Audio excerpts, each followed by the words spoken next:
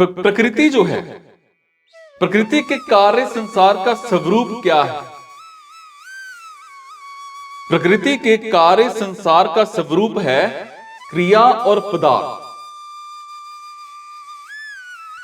वास्तविक दृष्टि से देखा जाए तो प्रकृति या संसार क्रिया रूप ही है। कारण कि पदार्थ एक क्षण भी स्थिर नहीं रहता, उसमें निरंतर परिवर्तन होता रहता है। सो वास्तव में पदार्थ परिवर्तन रूप क्रिया का पुंज ही है। सिर्फ राग के कारण पदार्थ की मुख्यता दिखती है, सारी की सारी क्रियाएं अभाव में जा रही हैं। सो संसार अभाव रूप ही है। भाव रूप से सिर्फ एक अक्रिय तत्व ब्रह्म ही है, जिसकी सत्ता से अभाव रूप संसार भी सत्तावान प्रतीत हो रहा है। संसार की अभाव रूपता को इस प्रकार से समझ सकते हैं।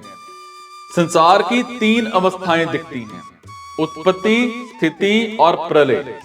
जैसे वस्तु पैदा होती है, फिर रहती है और अंत में नष्ट हो जाती है, या फिर मनुष्य जन्म लेता है, फिर रहता है और अंत में मर जाता है।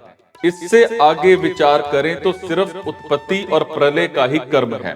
स्थिति वस्तुता है ही नहीं।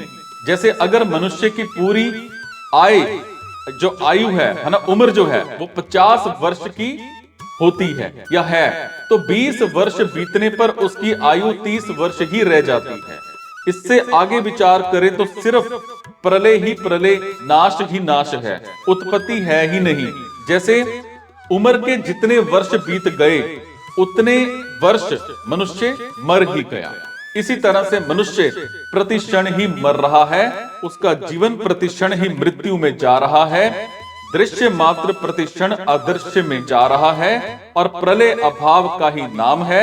इसीलिए अभाव ही शेष रहा। अभाव की सत्ता भाव रूप ब्रह्म पर ही टिकी हुई है। सो भाव रूप से एक ब्रह्म ही शेष रहा।